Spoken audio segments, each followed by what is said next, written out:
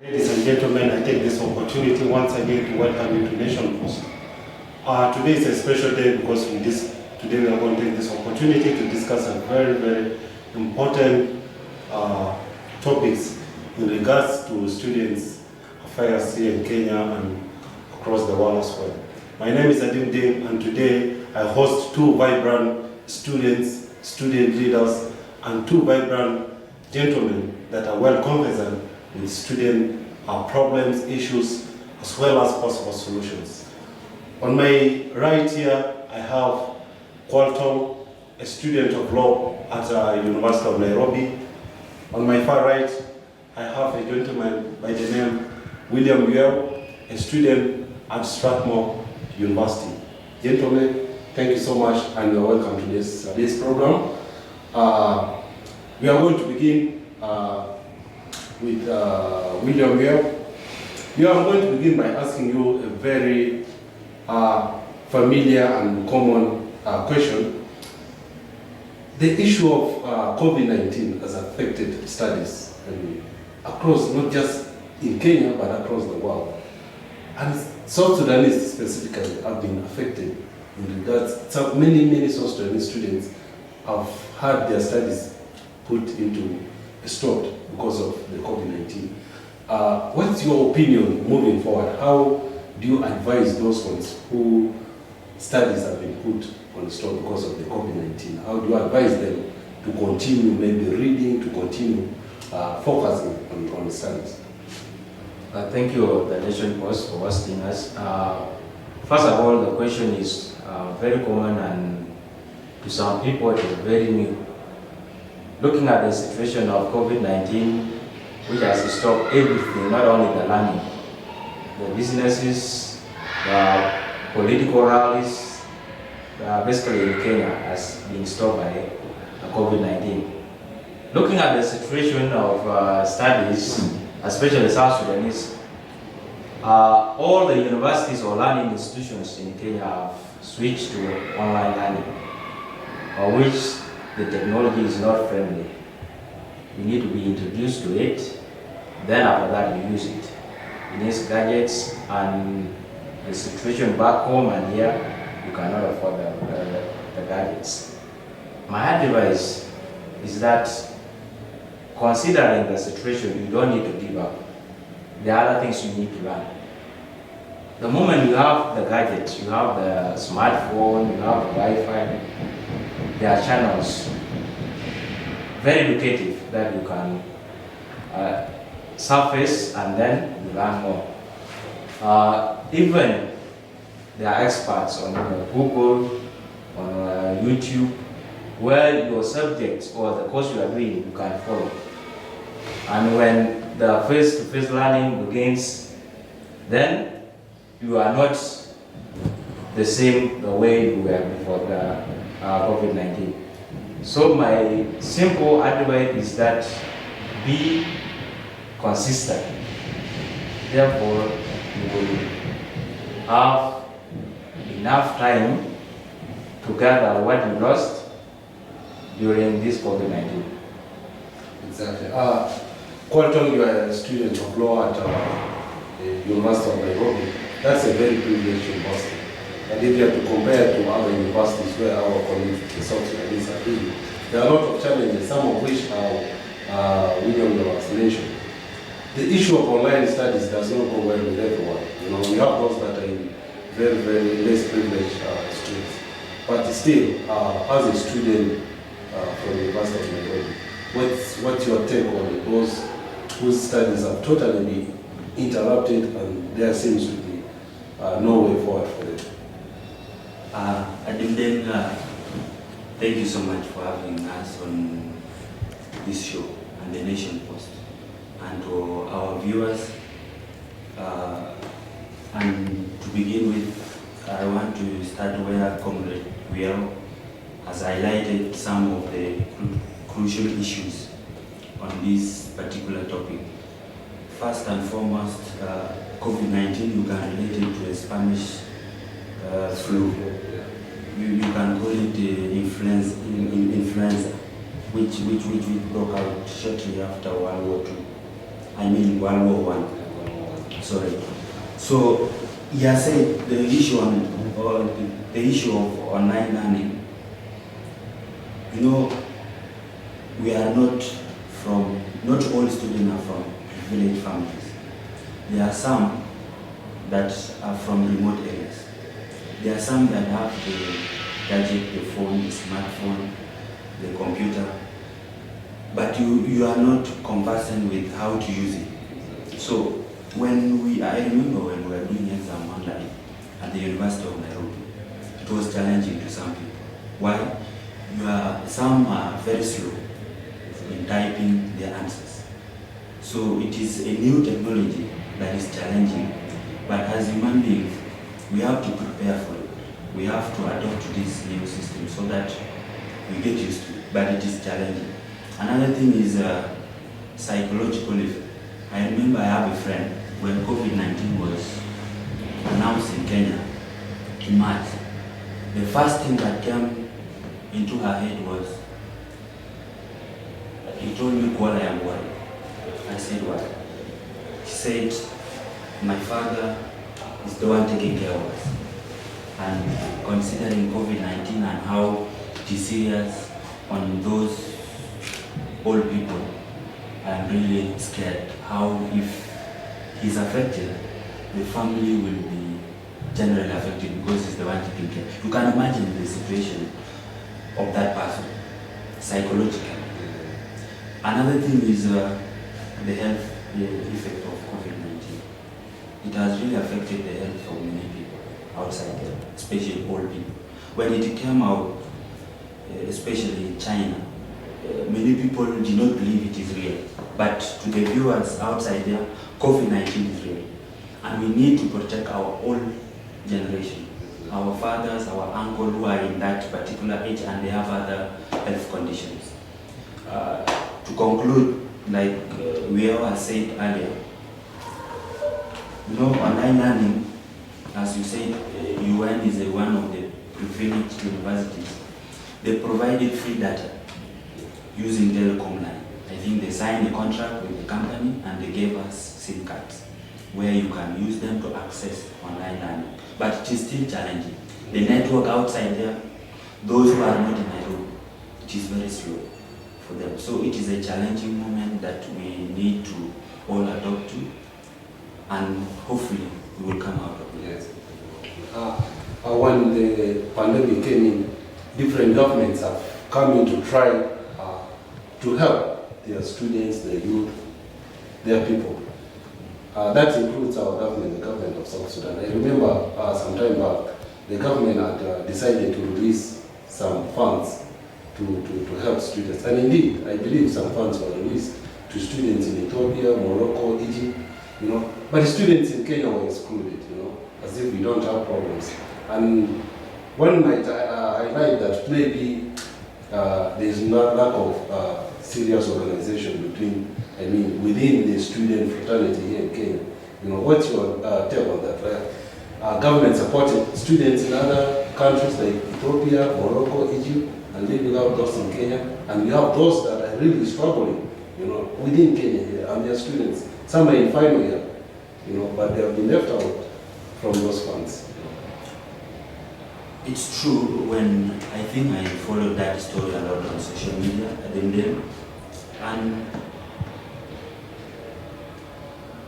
I don't know, because us in Kenya, as students in Kenya, we have a lot of issues when it comes to unity. First, I will start with the students who are here. For you to get help, you must first be united. You must have an organization that is functioning. To go out there and demand for what belongs to students in Nairobi. First and foremost, we have a union that is not functioning, especially both the executive and the council body. They are not functioning. Yesterday I went to Nakuru, and the legal question that was facing the union seems to have been addressed. We will, of course, we will follow it. We will all follow it up and we see how it goes. But the legal question that is facing the union, and that was facing the union, seemed to have been addressed yesterday. Now the question is the political issue where the executive is not functioning. So when those funds were released, we expected the president of the student union, the recognized president, to go to South Sudan and try to look for those funds. It is sad because I am at the hostel. I have friends who are there in their hostels. Quantum has attributed this challenge, the reason as to why students in Kenya were not so much considered. He has attributed it to disunity within the students themselves, lack of a unifying body, lack of a unifying executive.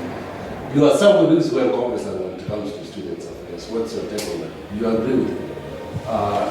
Yes, I agree with Comrade Qualtron about the issue of disunity among the student body. There is a site missing. It is attributed to the lack of funds being released to the student in Kenya. But there is embassy part of it.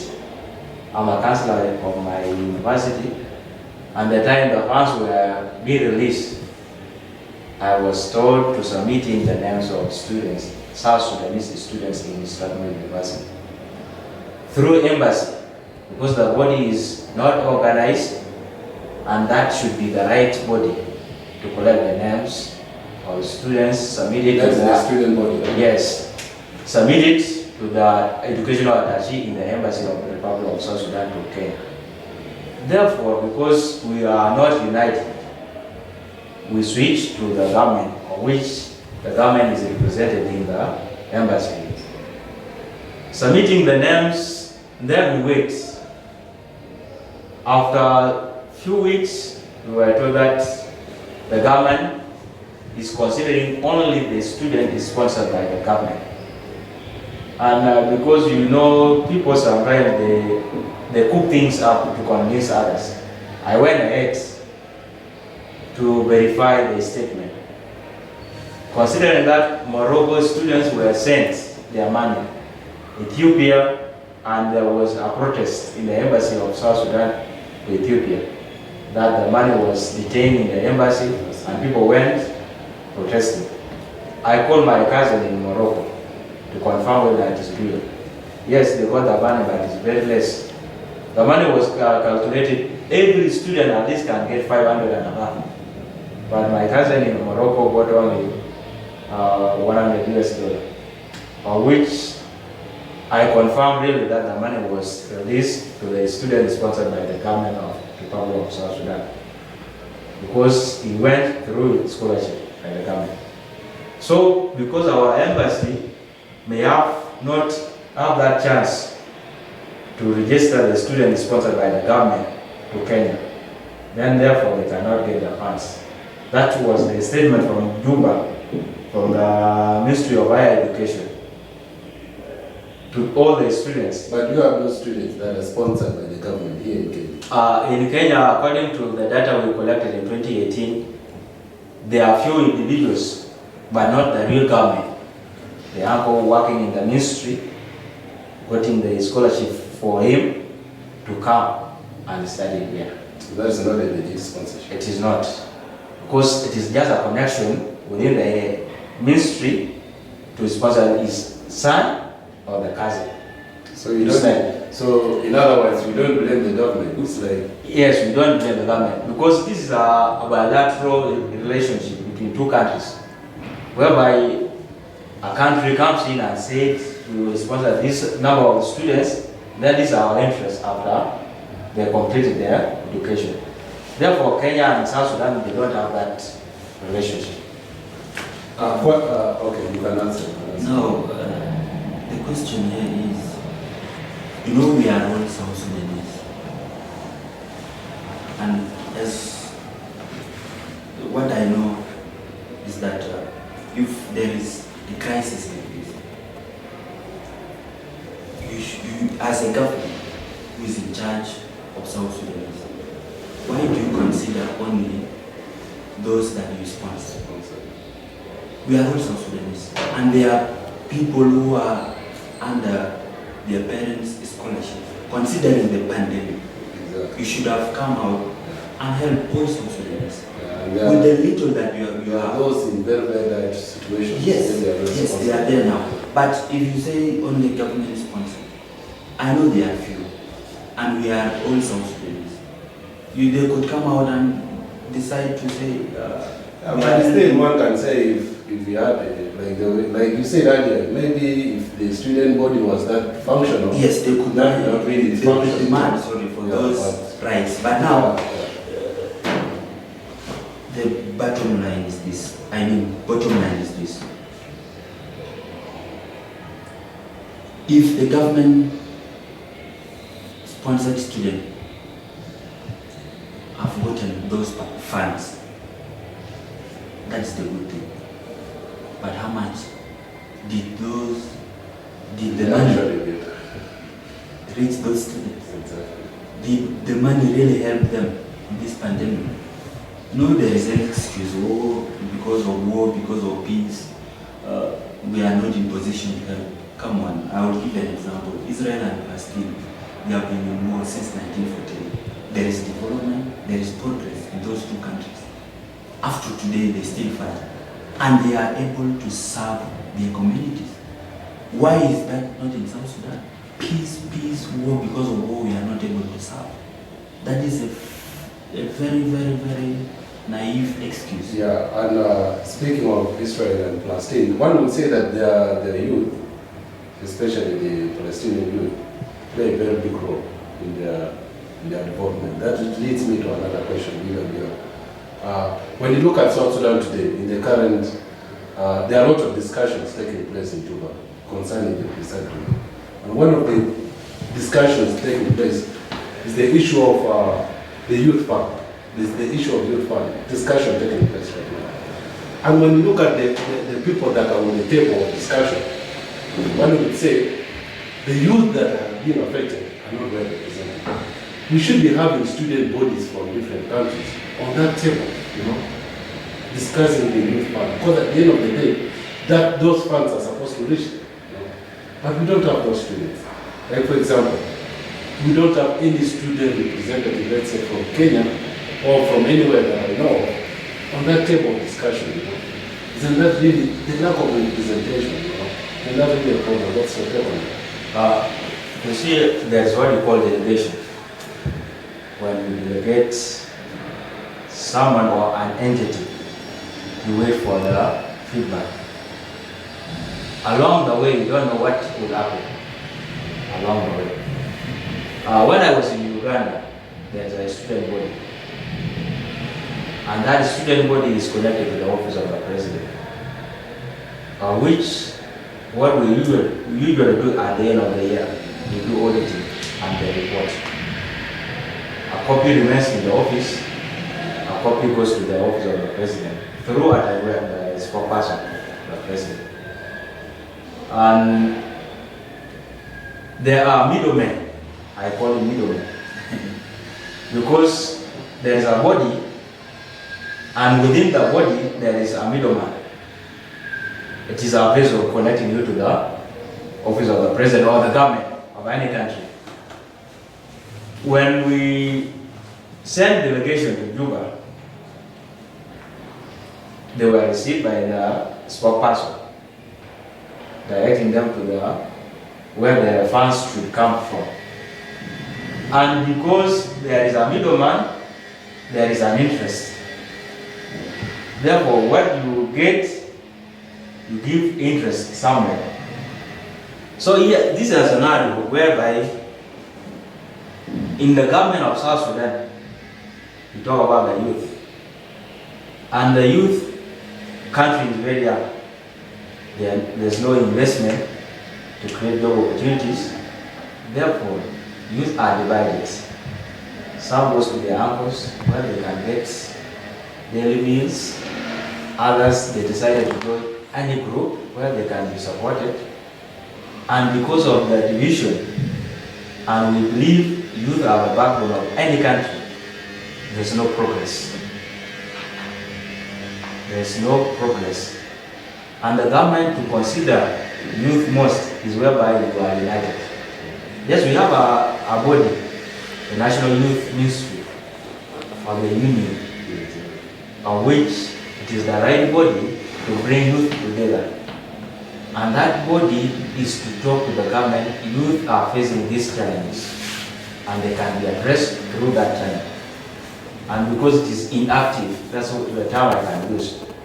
The youth decided to join any group that can support them.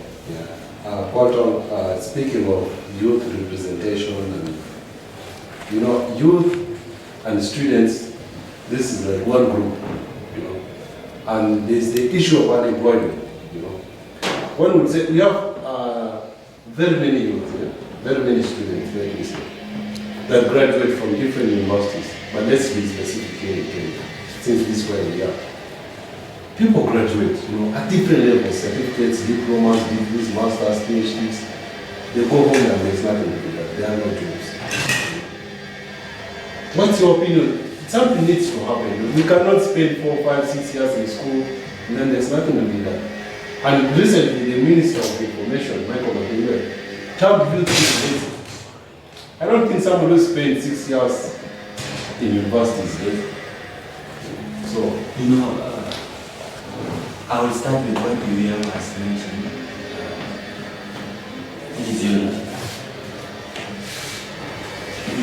There is no one who will come and organize us to have that unity. We should be the one to have the unity. Let us organize ourselves, have a functioning student union in Nairobi or in Kenya. Then we will now be behind them to push for them to go and represent us in what is happening back home. But now, if we don't have a body that is functioning, how do you want them to come and just pick any student, take him to South Sudan or her, and start representing us?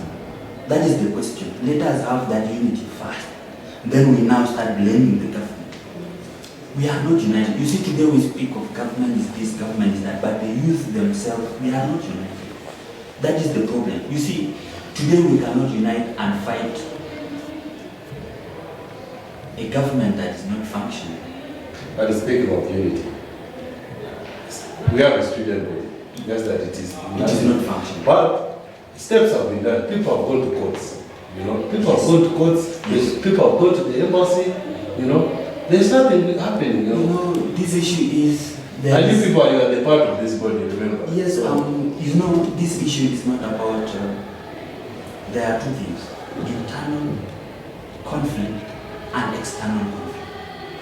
Internal conflict is this: the two people that are fighting over the organization have different issues.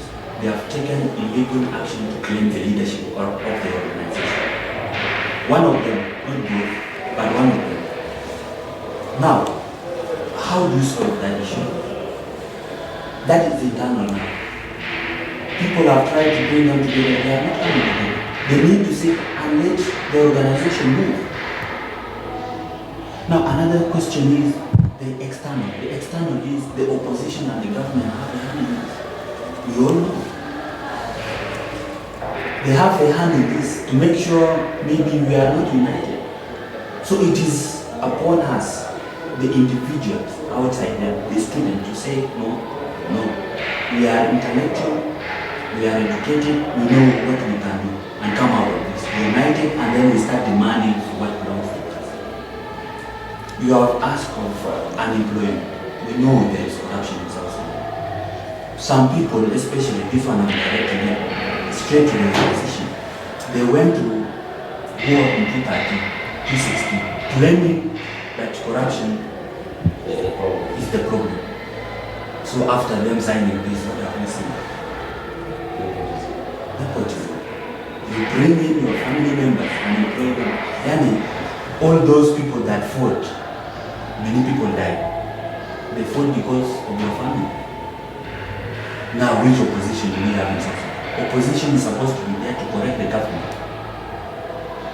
The government of the day. Okay. But the opposition we have, after seeing what we have seen, what you can die, the government somehow now.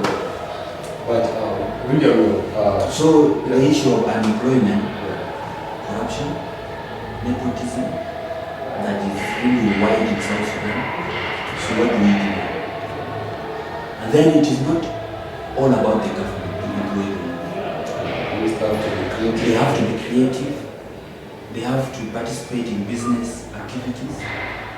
It is not about the government. Speaking of creativity, and I would like to bring William over that.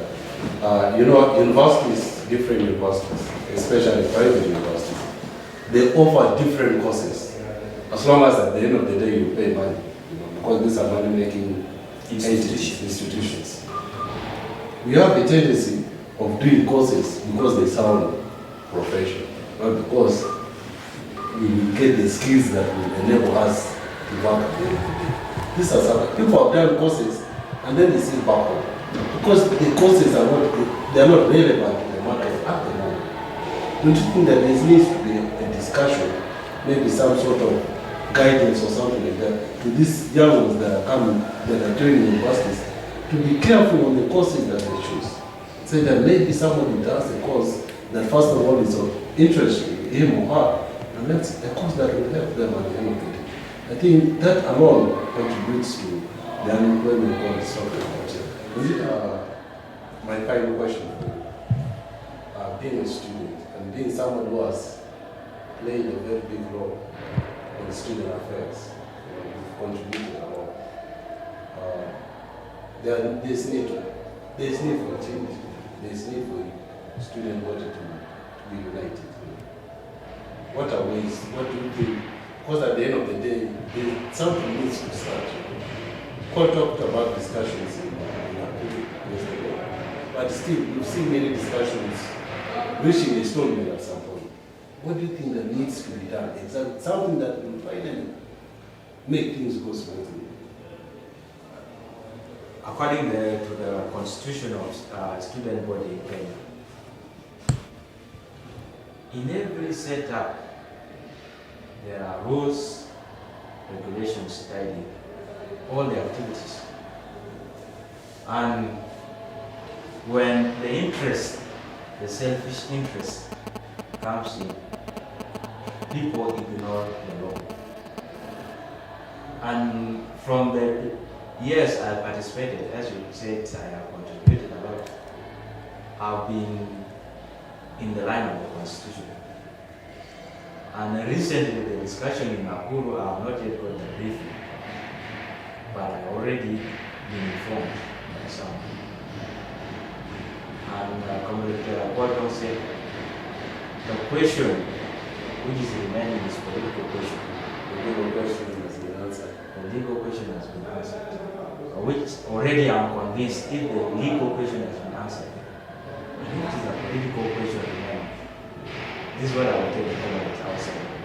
Because there are two principles fighting in this body. And the same principles are producing their candidates, which they will run their activities through them. Still, I will ask them, what you are doing is not the interest of the student. It is personal interest. And if the student interest is at the heart, leave the student to decide which candidate should lead them. Number two, following the constitution is the way forward.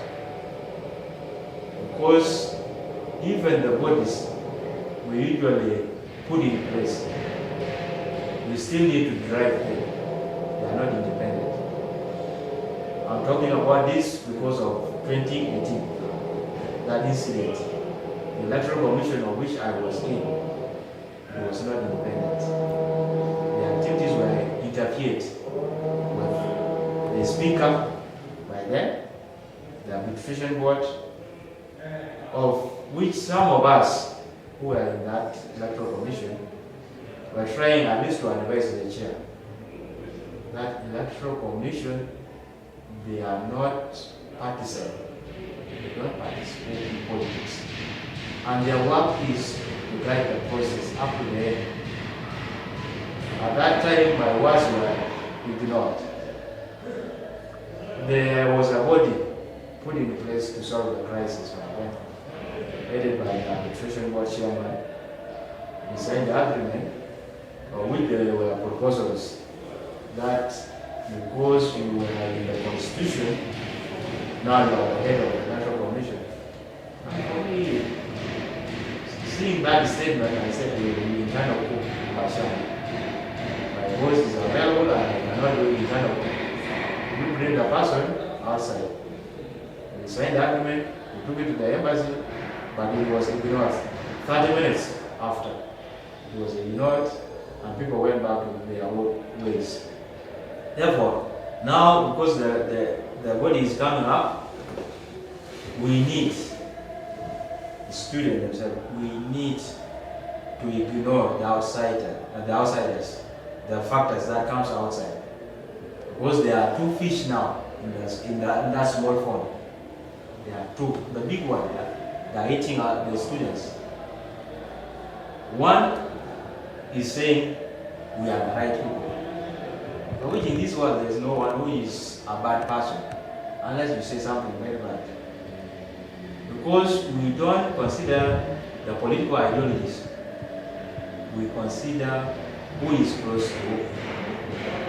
And my advice to the students is that the person who is coming, you need to consider the ideas, not the personality. And that could be the best politics you can play. That could be the best politics you can play. Many people will agree on that one. Quantum, and this is as well going to be your final question. As part of the team that answered the legal question as you put it, and as some part of the team that is following the process, you are a member of the council, the councillors, or the team, or you are part of that meeting. Like mentioned before, there are two individuals that are the center of the student body.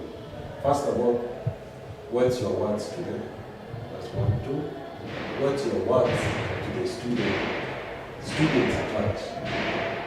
What do you tell them? To start with, I'd like to put some correction across. I was invited just to go and observe the council meeting. Not the council.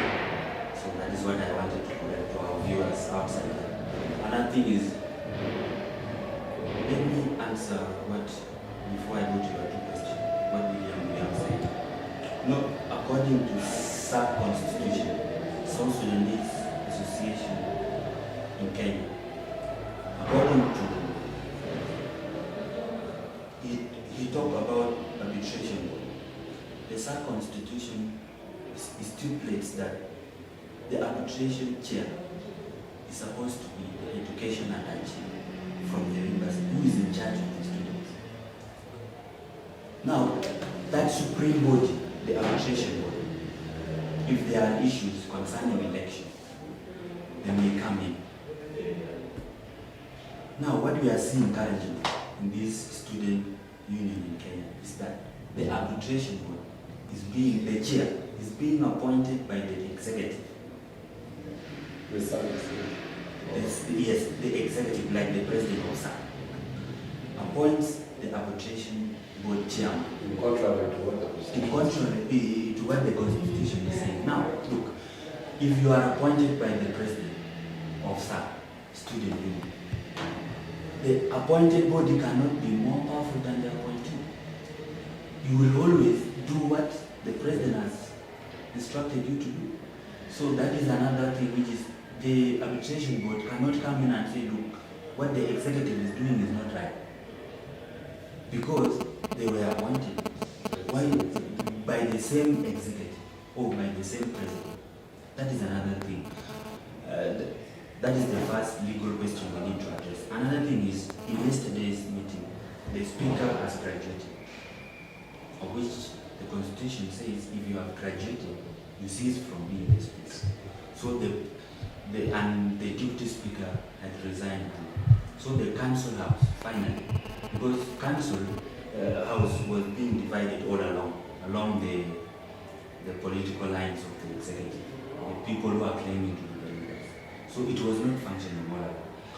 Yesterday, they really shown great interest of trying to curb this situation.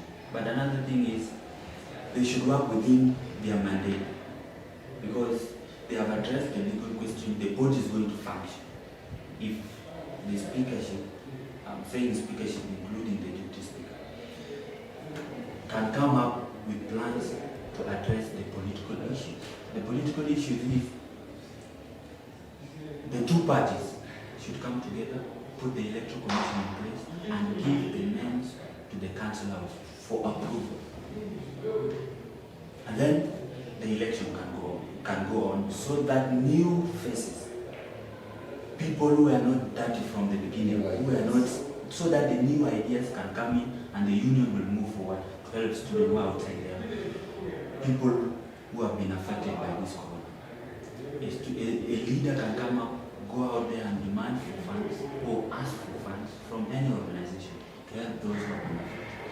So my appeal to students is they should now come to their reasonable senses and say, look, enough is enough. Let us be united and put in a body that will conduct the election with the support of the council, house, and then they conduct election. That is my appeal to the students. And then to the two people who are fighting. Let me give you an example. In 1979, when the Soviet Union invaded Afghanistan, the United States came in because they had a doctrine of, it is called Truman Doctrine, of containing communism. So when the Soviet Union, who are communists, invaded Afghanistan, they came in. So they fought. Afghanistan and Soviet Union was defeated. The US later on collided with the rebels that were fighting the Soviet Union. They did not realize one thing: pulling out at the right time. You know, in fighting, you should pull out at the right time. You don't wait until you cannot pull out. Up to now, the United States is still in Afghanistan, fighting the Islamists who are there. So, what I'm trying to say here to the leaders who are outside, the two people who are claiming the SAC leadership, you know, to reach the point they cannot pull out. Because if the one pulls out, it will be seen as a defeat. That is the bad thing of it. But it is not for compromise. Yes, they should compromise and let the union move forward. Because I know, I'm talking at political point of view, not a legal point of view. So I'm seeing that it is very hard for one of them to pull out. So they say for compromise. But they should compromise and let the union move forward. Anybody that has the interest of the union or the interest of student at heart should at least compromise for the betterment of the students, because there are greater things ahead to see. On that note, I would like to take this opportunity to appreciate and thank the two gentlemen that have joined us today at Nation Post, Comrade Quantum, student at University of Nairobi, Comrade William Young, student at Strathmore University. This discussion has been productive, it has been great, and I would also like to take this opportunity to thank and appreciate our viewers who have taken their time to follow us. I would also like to kindly request you to subscribe on our YouTube channel, to follow us on Facebook, Instagram, as well as on Twitter by just typing Nation Post 211, and you will be able to follow us and reach out to all the messages that you would like to listen to. Thank you so much, and thank you so much, gentlemen. Thank you, and the Nation Post. Thank you. Thank you so much.